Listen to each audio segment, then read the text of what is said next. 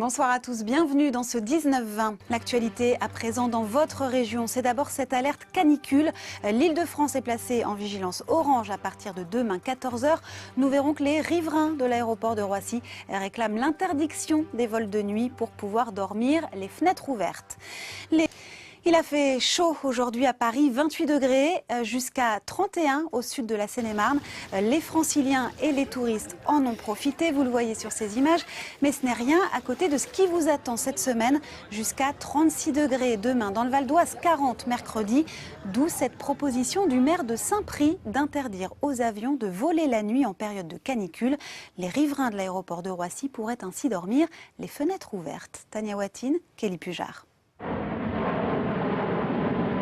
Un avion toutes les 2 minutes en moyenne. Dans ce quartier de Goussainville, à moins de 10 km de Roissy, les habitants vivent au rythme de ce bruyant balai aérien.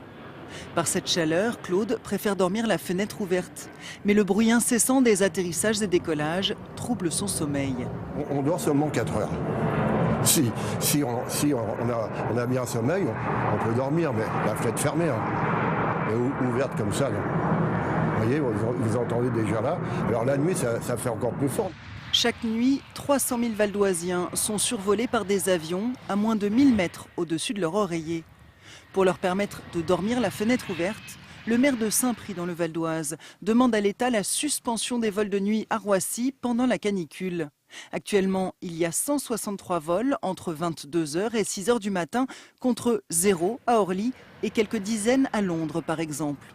À Heathrow, il y a beaucoup moins de vols de nuit. Il y a une vingtaine ou une trentaine de vols de nuit, pas 163. À Francfort, pareil, les décisions ont été prises dans ce sens. Récemment, à Bruxelles ou en Belgique, on a arrêté même les vols de nuit. Bon, je veux dire, franchement, notre région va bientôt être montrée du doigt comme étant méprisante à l'égard de ses riverains sur cette question des vols de nuit. Effectivement, Patrick Salmon se sent méprisé et dépité. Militant associatif, il a passé des heures en réunion avec des représentants de l'État. Pour rien. À court terme, presque aucune mesure n'est prévue pour diminuer les nuisances nocturnes, alors que certaines sont si simples. Ce qu'on demande, c'est le retrait des avions les plus bruyants sur Roissy, puisque ça a été fait sur Nice et sur Toulouse, et ça n'a posé aucun problème aux compagnies d'enlever ces avions de Nice et de Toulouse. Pourquoi pas les enlever de Roissy? La Direction générale de l'aviation civile n'a pas souhaité communiquer. Elle présentera cet été des mesures censées diminuer les nuisances nocturnes, mais les riverains n'en attendent rien.